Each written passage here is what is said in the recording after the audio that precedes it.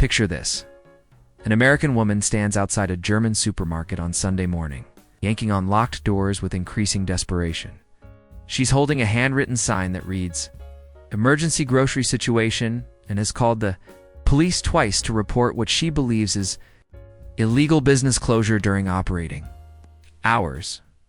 When an officer arrives and explains that stores are legally required to be closed on Sundays, she demands to know which specific Bible verse mandates this. Because separation of church and state means I should be able to buy yogurt on Jesus' day. She's now threatening to contact the International Religious Freedom Office because she's convinced Germany is violating EU human rights law. The officer is filling out paperwork, but not the kind she's expecting.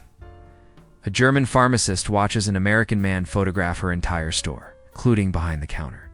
When asked what he's doing, he explains he's documenting evidence for his lawsuit against the German medical cartel.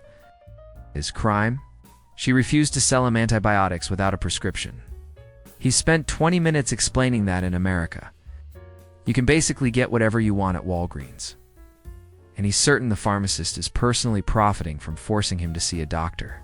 He's created an elaborate theory involving Big Pharma, the EU, and something about socialism, making medicine artificially restricted to drive up doctor visits. He's demanded she sell him just 3 pills and offered to sign a waiver written on a napkin. She's explained the law 4 times. He's now Googling German pharmaceutical conspiracy on his phone while blocking the counter. An American tourist in Hamburg tried to haggle with a cashier at Aldi. At Aldi, he'd spent 5 minutes explaining that in business school everything's negotiable, and offered the cashier €50 for €75. It's worth of groceries because it's more efficient for everyone. When she simply stared at him in silence, he assumed she didn't understand and spoke louder. Another customer eventually intervened in perfect English to explain that this isn't a flea market, leading him to create an entire conspiracy theory about European retail being anti-capitalist because they refuse to engage in market dynamics at point of sale. Look, German culture has some beautifully specific systems that make perfect sense once you understand them. But when Americans encounter these systems with zero context and maximum confidence, and by the way, if you're the kind of person who actually wants to understand why these systems work instead of just stumbling into them, this is the channel that gives you the clarity everyone else misses. Tap subscribe and stay ahead of the confusion curve. Magic happens. The kind of magic that makes German civil servants develop facial tics. An American couple sat in a Berlin registration office, staring at a clerk who just explained they needed to complete their Anmeldung within 2 weeks of moving to Germany. The husband, a freelance consultant, immediately pivoted to problem-solving mode. Okay, so we'll just do the online version instead. Where's your website portal? When informed there is no online version, he'd literally laugh that confident laugh of someone who thinks they've caught an obvious mistake. Right, but seriously though, it's 2024. Where do we upload our documents? The clerk, with the patience of someone who has this conversation daily, repeated, "You must come in person with physical documents." His wife jumped in, having clearly read something on an expat forum. "We'll pay for the premium processing." "What's the express fee?" The clerk blinked slowly. "There is no premium processing. Everyone waits the same amount of time."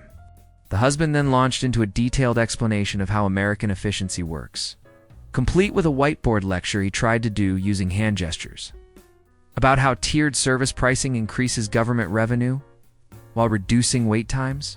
He offered to consult for free to help them modernize. The clerk stamped their form with the force of someone stamping down their entire emotional response and told them to return. In 3 weeks, with 12 additional documents, none of which can be photocopies, all of which must have specific security features, and one of which must be certified by an office that's only open on alternate Tuesdays from 9 to 11 a.m. A woman from Seattle completely melted down at the Bürgeramt when told she needed a specific form called a Meldebescheinigung to open a bank account, but to get that form, she needed proof of address, which comes from her landlord. But her landlord required her bank details to set up rent payments. She'd been talking for 15 minutes straight. building an increasingly elaborate diagram on her phone showing what she called the circular dependency nightmare. She'd identified it as a critical system design flaw and couldn't understand why no one had patched this obvious bug in the social operating system. She asked to speak to whoever designed the registration system because she had UX feedback that could save millions in administrative overhead. Clerk explained this system has worked fine for decades. She responded by asking if Germany had ever heard of Agile methodology and whether they'd considered iterating on their bureaucratic infrastructure. Moments like this are why I break these cultural collisions down the way I do. Most people just react to map the systems behind the chaos. If that deeper lens is your speed, you know exactly where the subscribe button lives. She left threatening to write a Medium article exposing German inefficiency. Despite having lived in the country for less than 72 hours, another American spent an entire morning arguing about the necessity of the radio tax Rundfunk Beitrag. He'd received the letter, Googled it, and become immediately convinced it was a scam. When his German neighbor explained it was real, he pivoted to constitutional grounds. This violates my freedom of choice. I don't even own a radio. His neighbor explained, that's not how it works. Every household pays, regardless of what devices you own. He then created an entire manifesto about how this proves socialism. Doesn't work because you're paying for a service you don't consent to receiving. He prepared a letter to the Bundestag citing the American Constitution's taxation with representation clause. Despite being a tourist on a 3-month visa, he wanted to start a class action lawsuit and had already designed a logo for his movement. He'd spent genuine money on getting flyers printed in English, which no one could read, protesting outside the GEZ office for an afternoon. He left Germany still believing he'd exposed a massive fraud, never having paid, and will one day be very surprised by the collection notices. The cart deposit system at German supermarkets has caused more American confusion than possibly any other single German innovation. A man from Phoenix stood at a Rue entrance, staring at the locked shopping carts like he'd discovered a puzzle box. He'd inserted his €1 coin, taken a cart, shopped for 40 minutes, and then simply left the cart in the parking lot and walked away with his bags, forfeiting his euro. When another customer, horrified by this waste, ran after him to explain he gets the coin back if he returns the cart, he waved her off. It's fine. It's only $1. You can keep it, she tried explaining again. He responded, I'm not going back for $1. Time is money. He'd literally paid not to return the cart.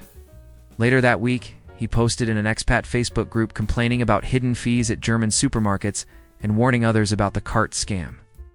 Multiple Germans explained the system to him in the comments. He argued with every single one, insisting it was intentionally confusing to extract tourist money, and that in America. Carts are free because we value customer experience.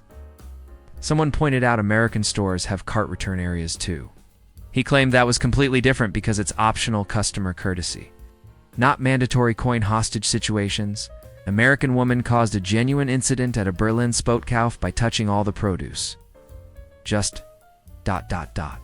Picking up every apple, squeezing it, putting it back, moving to the tomatoes, examining each one individually. The Pakistani owner watched in mounting horror before finally intervening. She responded with genuine confusion. How else am I supposed to know if it's ripe? He explained, you ask, he checks for you, or you trust the quality. She found this absolutely absurd. You're telling me I can't inspect my own food? This violates consumer protection laws. She'd created an entire theory about how this policy exists to hide low-quality produce, and demanded to see the health inspection certificates, implying he was running a below-standard operation. She pulled up actual German consumer law on her phone, having spent 20 minutes reading it while standing in the small shop, and triumphantly quoted a section about product quality, completely misunderstanding that quality standards and touching the food are separate issues. She left in a huff, posted a 1-star Google review warning about authoritarian shopping policies, and went to 3 other shops trying to find one that would let her fondle the vegetables. None did. She's still confused about why Europe doesn't trust customers. The bottle deposit system, the fand, has generated mountains of American bewilderment. A tourist from Florida threw away approximately 30 euros worth of deposit bottles during his week in Munich because he thought the deposit symbols were recycling propaganda logos. Oh.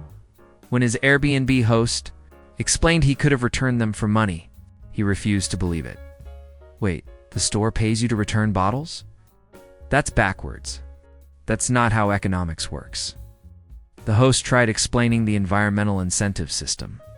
He spent the next hour explaining to her why this system actually costs consumers more in the long run. Through hidden inflation and that American capitalism, solve this problem better by making everything disposable. He'd done mental math on a napkin, creating an elaborate cost-benefit analysis that somehow concluded Americans save more money by not having deposits.